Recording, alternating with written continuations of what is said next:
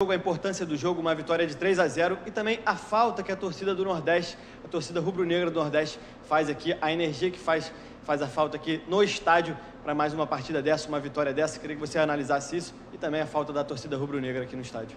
Boa noite, acho que foi uma boa vitória, o terceiro gol importante, ter Gabriel e Pedro marcando gols no mesmo jogo. A receptividade aqui é sempre, o povo é muito querido, né? Gosta muito acho que com certeza a maior torcida do Nordeste é a do Flamengo e a gente vê pela receptividade, hotel, né, no traslado até aeroporto, muita gente camisa do Flamengo. Então, logicamente que a vitória é importante para todo flamenguista espalhado no Brasil, mas a gente dedica em especial, né? Eu acho que é o jogo número 50, se eu não me engano, do Flamengo sem público, né? Desde que começou a pandemia.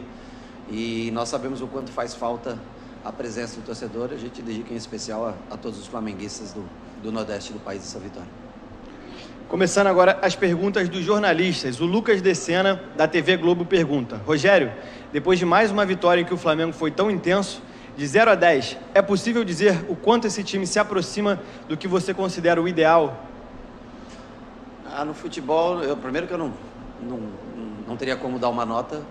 Segundo que no futebol, cada jogo, é feito uma história, né? Quando se tem um espaço de tempo, de 4 dias, por exemplo, a intensidade tende a ser maior quando você tem um espaço de tempo menor. No acúmulo de jogos, 3 em 3 dias, você tende a diminuir um pouco a intensidade. Não que você queira, mas o atleta sente essas 24 horas de diferença de recuperação. Por exemplo, que a gente teve no jogo de quinta para segunda, se fosse no domingo, teria uma diferença. Então, assim, o ideal é jogar sempre bem e vencer os jogos. Esse é o ideal para nós. 5 rodadas restantes, nós precisamos tirar a diferença do Internacional. Para isso, são necessárias vitórias. Pergunta do Gustavo Henrique, do canal Gustavo Henrique Dando Choque. Rogério, parabéns pela vitória. A saída de Gerson, Diego Ribas, Bruno Henrique e Gabigol, já foi pensando em poupá-los para o jogo contra o Vasco? Eu não consigo lembrar da ordem que você falou. Gerson saiu com uma entorse no tornozelo. Ele já tinha sentido no intervalo, tentou voltar mais um pouco, mas eu já vi que ele estava mancando.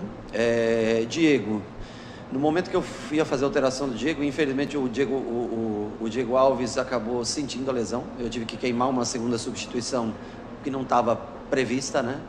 E aí eu só tinha mais uma alteração para fazer, uma parada para fazer, com 3 alterações. Então, ou eu tirava 3 jogadores e colocava já 3 jogadores mais que estavam mais frescos fisicamente, né?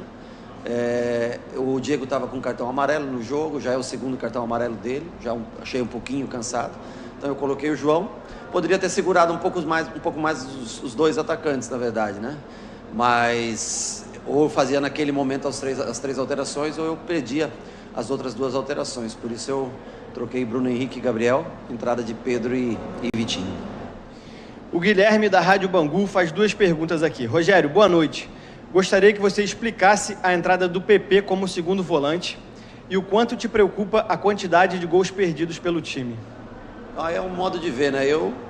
Tem gente que vê quantos gols perderam, eu vejo quantas chances foram criadas. E que, né, em determinado momento, se você cria muito, a tendência é que você tenha mais chance de fazer gols. O PP até no último jogo era para eu ter falado, tinha uma pergunta sobre, no jogo contra o Palmeiras, se eu não me engano, até uma pergunta, se eu não me engano, do PP, e eu esqueci de mencionar. O PP era um jogador que estava com seu contrato vencendo agora, dia 31 de dezembro, e eu vi ele treinando. Gostei muito do PP treinando, eu não conhecia tanto assim o trabalho dele, e eu fico feliz de ele ter renovado por mais 6 meses, se eu não me engano, o contrato, estendido por mais 6 meses o contrato dele. É um cara que fez um gol contra o Palmeiras, sempre tem ajudado a gente. Ele e o João no meio campo hoje, com esse recuo do Arão para a quarta zaga, ele tem sido fundamental nesse revezamento, porque o Diego é um 10 de origem, o Gerson, de origem, de formação, também é um 10, o PP é um meia também, o João é um segundo volante. Então, assim, é um time leve, bem ofensivo, e eu tenho que ter esses jogadores descansados. PP, contra o Palmeiras, fez o gol, fez uma grande partida, hoje um pouquinho abaixo do que ele está acostumado a jogar, mas importante para dar ritmo de jogo para ele, e importante também ter tido a renovação do contrato dele até julho. Última pergunta da coletiva, Mauro Santana, da Rádio Roquete Pinto. O time melhorou bastante, mas continua pecando nas finalizações. O que fazer para aprimorar o aproveitamento ofensivo? Eu acho que essa pergunta é muito parecida com a que eu acabei respondi 2 perguntas atrás. Para mim, o importante é que a gente crie chance. Finalização, eu trabalho muito com eles. Eu não consigo trabalhar, por exemplo, nesse intervalo de 2 dias. Nesse intervalo de 2 dias eu não tenho como trabalhar isso com os atletas que começaram o jogo hoje, porque é muito pouco, o tempo é escasso para recuperação, com uma viagem agora, que você chega às 4 da manhã, 5 da manhã, ele chega em casa, amanhã já tem que se apresentar para trabalhar. Mas é uma coisa que quando tem espaço maior na semana, a gente sempre treina a finalização. É uma das coisas que nós mais fazemos com os meio-campistas, atacantes, é um trabalho natural do dia a dia. É isso, fim da coletiva. Muito obrigado ao técnico Rogério Ceni. A delegação rubro-negra volta ainda